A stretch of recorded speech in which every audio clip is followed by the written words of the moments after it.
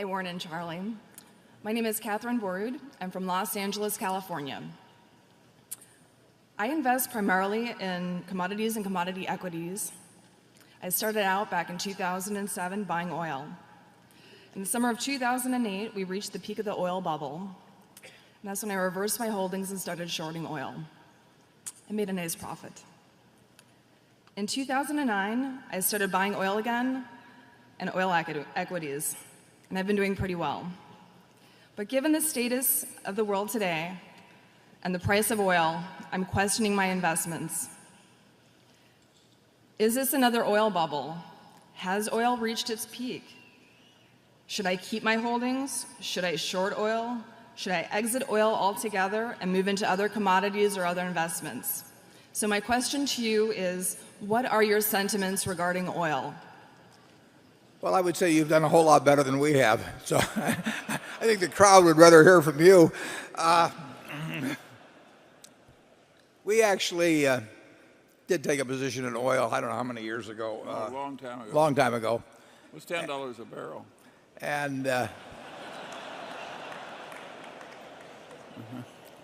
it wasn't that long ago, though, incidentally. No, I mean, I that know. was in the 1990s. Although we've seen oil a lot cheaper than that. And East Texas oil sold for $0.10 a barrel in 1932. We really don't know. I mean, obviously, you're dealing with a finite resource.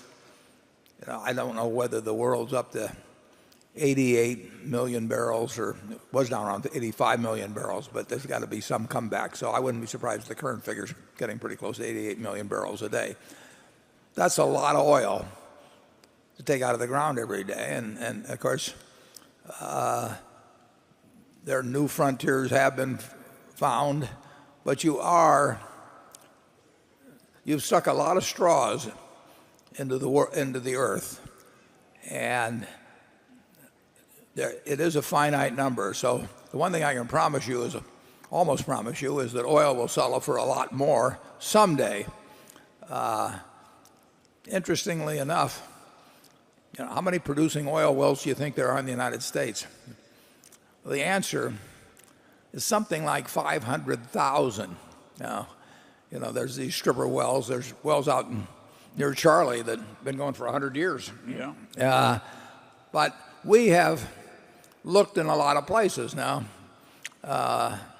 And what's happening, of course, from the standpoint of the United States companies, is that the smaller countries where oil is being found now are quite a bit smarter about how they grant their concessions than people were 50 or 75 or 100 years ago, so that they drive much more intelligent deals than was originally the case when we went exploring around the world. But I have no idea. We traditionally, BNSF had hedged a certain amount of oil, and because they obviously use huge quantities of diesel, and I suggested to them, although how they run the BNSF is up to them, but I really didn't think we could guess the price of oil. And I thought if we could guess the price of oil, we didn't need to run the railroad. I mean, took a lot of effort, time to run that railroad. And if we knew how to make money just sitting in a room trading oil, why not do that instead? So we don't hedge.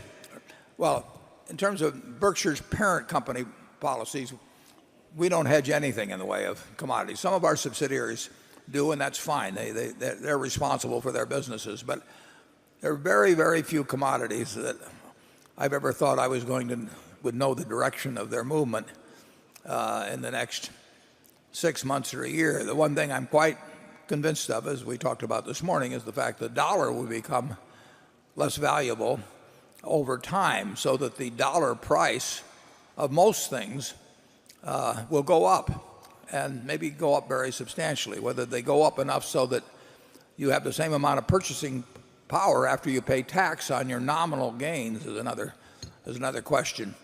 I really think that an intelligent person can make more money over time thinking about assets that productive assets rather than speculating in commodities or when, for that matter, fixed dollar investments. But that's maybe my own bias. Charlie?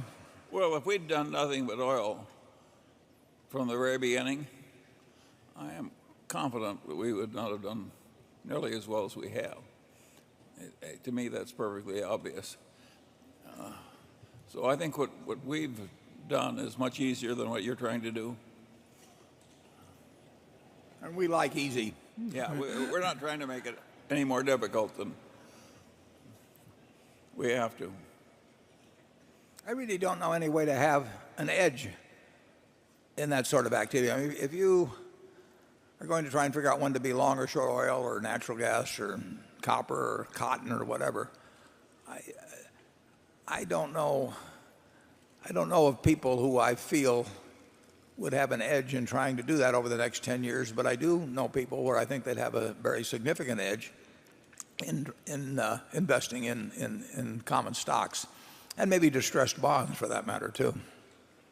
Yeah, trading oil worked best of all for the people who bribed Nigeria.